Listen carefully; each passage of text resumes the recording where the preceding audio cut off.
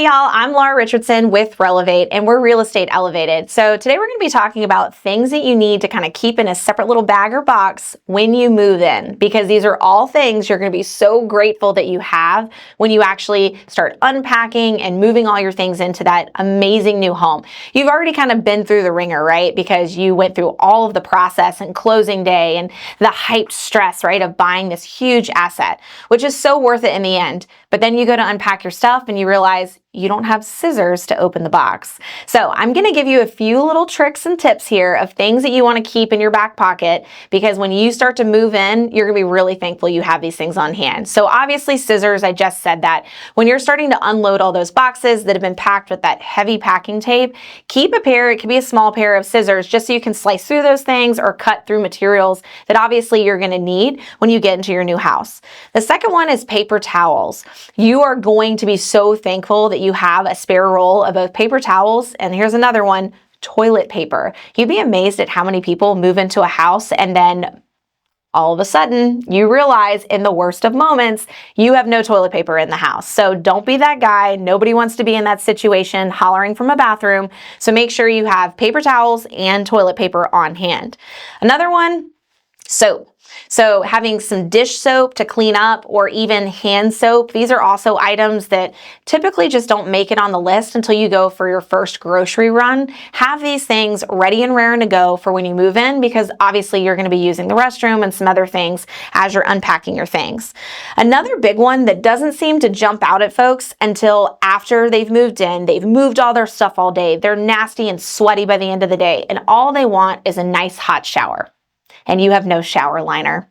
So if you don't have a glass enclosure on your shower and you just have one of the little bars that a nice little shower liner sits on, keep that in mind, because you're gonna want a disposable one. It can be a cheap one just to get you through that first week until you go get the higher quality stuff, but you're gonna want a shower liner so you can actually take a nice hot shower. Also, make sure you have towels. So while I said paper towels earlier, you obviously don't want to use those when you get done with the shower. Have a couple of towels, whether it's beach towels or whatever, just so when you get done with that shower, you have a few items on hand. Another big one that, again, people don't think about until they've actually moved into the house: window coverings. So keep in mind, if you're buying a new construction house, blinds are not always included. And then if you're buying a resale home, sometimes they might have had like window shades of some sort or curtains that actually don't always convey. So all they leave is the rod for you. And now you've got open windows. So don't be that neighbor that winds up in your next door group because you didn't provide window coverings.